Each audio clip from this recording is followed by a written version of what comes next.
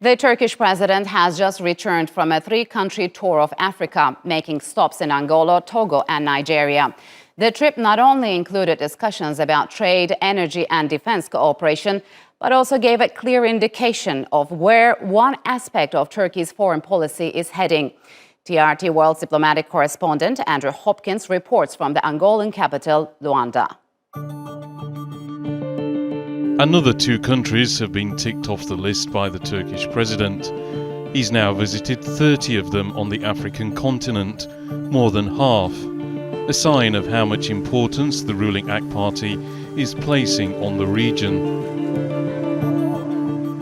Türkiye ile Afrika'yı her alanda yakınlaştırmaya devam ediyoruz. Kıtada gün geçtikçe genişleyen diplomatik ağımızla 2020 yılı sonu itibariyle 25 milyar doları geçen ticaret hacmimizle Türkiye, Afrika ülkeleri için stratejik bir ortak olarak öne çıkıyor. When the AK Party came to power in 2002, Turkey had just 12 embassies in Africa. Now there are 43 of them. Trade used to be worth $5 billion. Now it's worth more than 25 billion. Turkey's foreign policy is becoming increasingly multidimensional, and the president's visit here to Angola is just one aspect of that. The current government believes the old battle lines of the Cold War are well and truly over, and that multiple centres of power are emerging. It wants to be able to capitalise on that, and that's why it's expanding relations in areas such as Africa. Angola's former president, José Eduardo dos Santos, ruled the country for almost 4 decades. Despite oil reserves, diamonds and other untapped minerals, the country still suffers from high levels of poverty and infant mortality and low life expectancy. The new man in charge is João Lourenço. He's now met the Turkish president twice this year.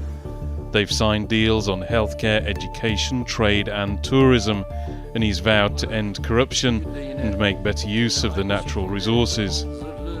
Angola intends to attract Turkish investors not only for financial reasons and to import technology, but also to bring know-how that allows us to diversify the internal production of our goods and services with efficiency. This Africa tour is not just about trade, there's also energy and defence. In Nigeria, the government has just introduced a new Petroleum Industry Act and wants to try to attract more investors and end graft. Turkey and Nigeria have also been talking about defence cooperation and the fight against Boko Haram. Turkey also wants to get involved in the continent's fight against COVID-19. Only 4% of people have been vaccinated there. Ankara is developing its own vaccine and has pledged to send supplies to Africa when it's approved. Whether all this cooperation will improve the lives of ordinary people remains to be seen, but Turkey is one of many countries to see the continent's economic potential and is hosting a summit with African politicians in December. Now it's up to those individual leaders to make sure the proceeds work for everyone. Andrew Hopkins for Straight Talk in Luanda, Angola. And to discuss Turkey's ties with Africa, I'm joined now from Izmir by Emel Eyrice, author and co-editor of the book Turkey in Africa, An Emerging New Power, and in Dakar, Senegal, Ovigwe Eguegu, a geopolitical analyst who specializes in Africa. A warm welcome to you both. So, Emel, what's your take on the president's latest Africa tour, which covered 3 countries, and what was the significance of that trip? Well, I think the President Erdogan's recent visit to 3 African countries revealed that Turkey is aspiring to play a larger role in different parts of the continent, because we know Turkey has historical ties in Northern Africa dating back to the Ottoman period, and Turkey's engagement in East Africa perhaps has been more visible in its military cooperation efforts in Somalia, and it has good relations with Ethiopia. Turkey even offered to mediate in Ethiopian conflict and also in the border dispute between Ethiopia and Sudan. But we now see that Turkey is willing to play a larger role in West Africa as well. So I don't think that the names of those countries are particularly important in here, because it's not President Erdogan's first visit to an African country, and surely it won't be the last one. So, Ovigwe, why is Turkey increasing its diplomatic and political engagement in the continent? I mean, what's at stake for Ankara? Well, if you look at the sheer size of the continent, just looking at the number of countries in particular, you'd see there's a lot of opportunity in terms of having some form diplomatic heft, to Turkey's growing and increasingly more influential role in the global space. So it's very crucial that Turkey builds a strong relationship with the continent that has a large number of countries, if we're going by blocks in the United Nations. So there's a lot of diplomatic benefits from that perspective, and also trade and economic. I know the trade figure is about 26 billion now, and it has rapidly increased in recent years. A lot of Turkish exports, coming into the continent, helping support African economies with investment and FDI. Because if you look at Africa demographics, there is a lot of opportunities for manufacturing, particularly low income and labor intensive manufacturing also, but also for Turkish goods as well. So it's having these relationships, this trade agreement is going to be very beneficial for Turkey's economic prospect. So, Elem, where does Turkey's economic interests and investments stand when compared to other countries, especially the ones who had colonial past in the continent?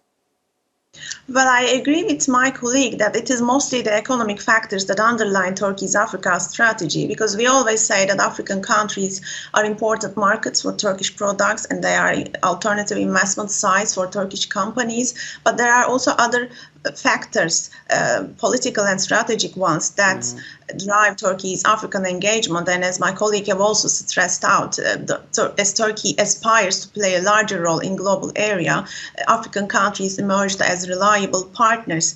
And the last visit showed us that the key sectors, including energy, defense industry, and mining as well, so they will be on the forefront of Turkey-Africa relations in the very near future, because as a country being highly dependent on external sources to meet its increasingly rising energy demand, Turkey is looking for alternative countries to diversify its source countries. And this also applies to African countries. They are trying to diversify their trade partners and sources for foreign investments. So I think here we see the necessary elements that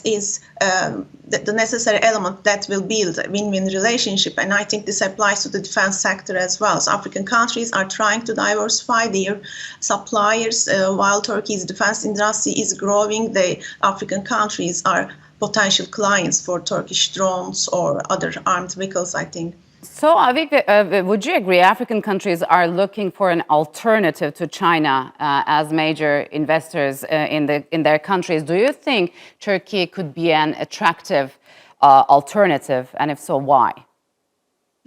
Yeah, so if you look at FDI flows coming to the continent, of course, a large part of it comes from the United States, from the European Union, China, and then Turkey's growing interest has also been very economically driven, as well. So when we're talking about Africa's partnerships, one of the crucial things to look at is we want partnerships that are constructive. We want partnerships that really partners that listen, and partners that are able to approach African countries without some form of condescension that we've seen, in relationships with some European countries, particularly those who had colonial ties to the continent. So with Turkey, I think there's been a lot of openness to Turkey, because Turkey has approached African countries not just bilaterally, but also going through African institutions like the African Union.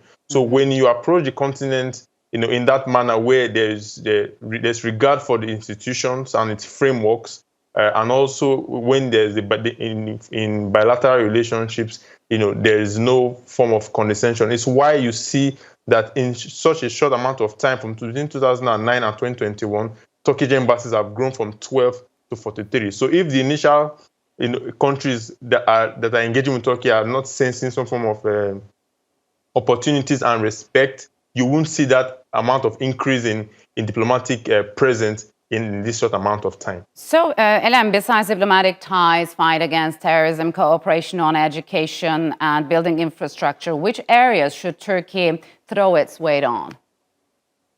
Well, I think Turkey can provide its expertise in military area because we've seen this in Somalia quite well, and Somalia has been the scene where Turkey has been providing its expertise because as a country fighting with several terrorist organizations for decades, Turkey has lots of expertise and has lots to offer to African countries. So the military training facility aimed at strengthening Somalian army and training Somalian soldiers against Al-Shabaab terrorist group. But with the African Continental Free Trade Area entering into force in early this year, we see that Turkish investments, especially in infrastructure and energy sectors, have become very important for African countries because Africa needs more investments in key sectors, including mining, energy, construction, and Turkish construction companies, they have been very active in North Africa since 1970s. So, Ovigwe, how does the cultural exchange look like between Turkey and African countries? I mean, what should be done to expand it further in the cultural front? So one of the most important things that I see when looking at the dynamic, there needs to be more increase in people-to-people exchange.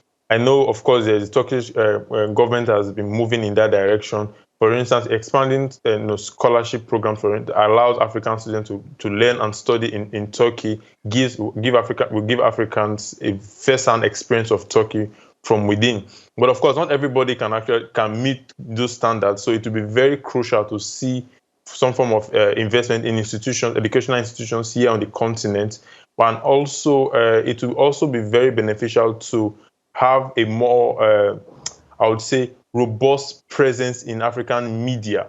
Mm-hmm. Because if we look at the two major in French-speaking African countries and English-speaking African countries, the cable TV providers, for instance, you wouldn't find a lot of Turkish content. So if Africans don't have an opportunity to, for instance, visit Turkey, they can also still have an ties or engagement with the country via its content. Yes. And if they don't have access to those content on their TVs, it becomes very challenging. So another area apart from just education that I think in terms of strengthening cross-cultural ties will be having a more robust media presence, because I think that's where they will facilitate those cross-cultural communication and understanding of each other.